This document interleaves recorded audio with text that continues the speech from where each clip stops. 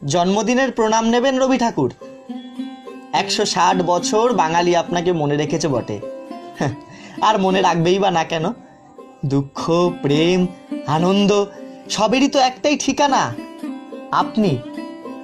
আমি আমি আপনারই অসংখ্য সৃষ্টির মধ্যে একজন, উপেন। তবে আমি এ যুগের উপেন। আমার আর 2 বিঘা জমি নেই। আমি এখন উত্তরপ্রদেশের এক কারখানায় মজুরির কাজ করি। এখনকার বাবু আর আমার থেকে জমি ছিনিয়ে নিতে পারে না, থাকলে তো নেবে। আমাদের মতো কোটি কোটি উপেনের কাছে 2 বিঘে কেন, 2 পা জমি অলীক স্বপ্ন। এখন এদেশে এক মারণ রোগ এসেছে, করোনা। জানি না সে রোগ মানুষকে কিসে মারে, অসুখে নাকি ভাতে। একদিন হঠাৎ জানতে পারলাম শুধু কাজ নয়, দেশ বন্ধ থাকবে এখন, যতদিন না এই রোগ দেশ থেকে যাচ্ছে। অবাক লাগলো, কি এমন হলো যাতে পুরো দেশ বন্ধ? কাজ তো বন্ধ হলো, মাইনে দিল না পুরো। হাতে সম্বল কয়েকটা টাকা, গত মাসের সব টাকা বাড়িতে পাঠিয়ে দিয়েছি। ভাবলাম বাড়ি ফিরে যাই। আপনার কবিতার উপেন সন্ন্যাসী বেশে দেশে ফিরেছিল, এই উপেন না হয় ভিখারির বেশে ফিরুক। কিন্তু ঠাকুর, যুগের সাথে সাথে কপালও বদলেছে, তাই উপেনের কপালে চাইলেই বাড়ি ফেরা নেই।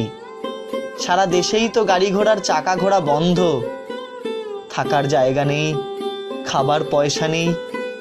তাই ফুটপাতে একটু আশ্রয় নেওয়ার চেষ্টা করলাম ত্রাণের চাল জোগাড় করার।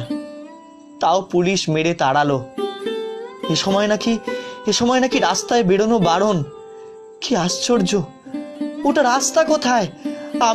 আমার মতো কোটি কোটি হঠাৎ ভীষণ অসহায় হওয়া মানুষগুলো তো ওই ফুটপাতটাকেই ঘর বানিয়েছিল। তারা যাবে কোথায়? তারপর একদিন সরকার থেকে লোক এলো মুখ চোখ ঢেকে। তারা আমাদের ওপর কীটনাশক ছড়াতে শুরু করলো। আমার আশেপাশে যে মহিলারা ছিল তারা আর্তনাদ করে তাদের বাচ্চার মুখ চোখ চেপে ধরলো। বড় লোকদের জন্য স্যানিটাইজার আর আমাদের জন্য কীটনাশক।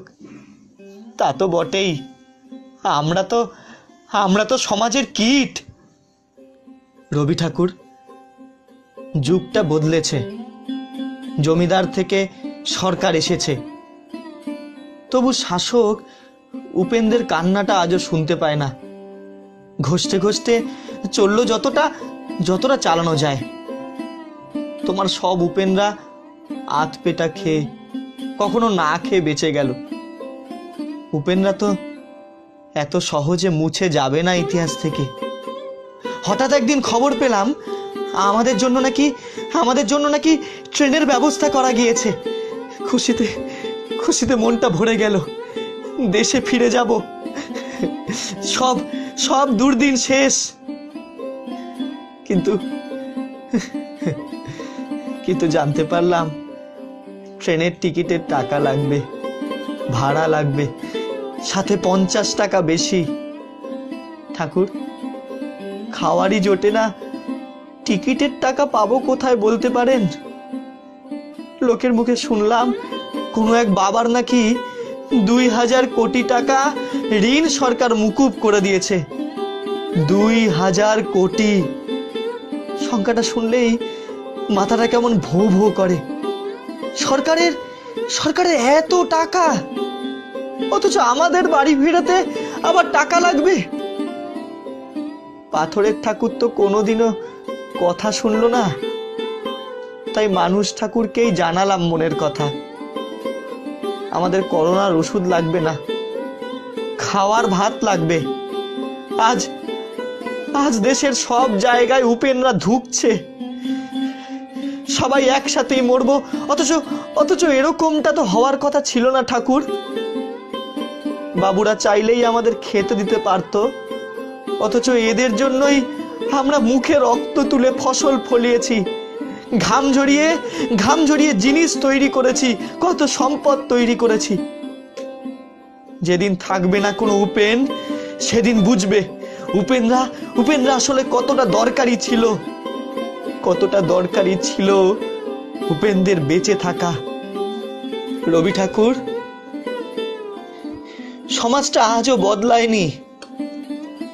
আপনিই তো লিখেছিলেন, এ জগতে হায় সেই বেশি চায় যার আছে ভুরি ভুরি, রাজার হস্ত করে সমস্ত কাঙালের ধন চুরি। ঠিক করলাম হেঁটেই বাড়ি ফিরবো। মরতে হলে নিজের মাটিতেই মরি না হয়। আমরা 16 জন উপেন একসাথে রওনা দিলাম। 3 দিন ধরে হাঁটছি, পেটে কিচ্ছু পড়েনি।